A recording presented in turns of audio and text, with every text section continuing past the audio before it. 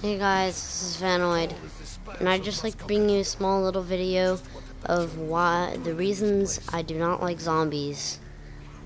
Okay, so the first reason is how it just gets boring.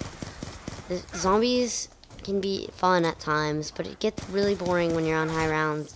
That's one reason I do not play till really high rounds, like 50 and stuff. And that's really it for that reason. The second reason is the biggest reason why. It is time. Zombies just takes forever. It is so annoying. I hate how long it takes. It's just, if you want to make it around 50 or however long you want to make it to, it takes like at least 6 or 7 hours to make it around 50, I'm pretty sure.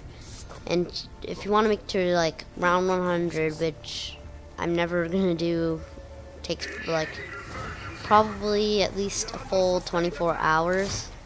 It's just stupid. You have to play forever and ever, seems like.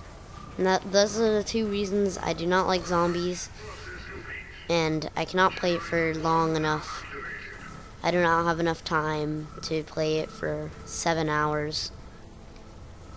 So that's it for this video. I'll see you next time.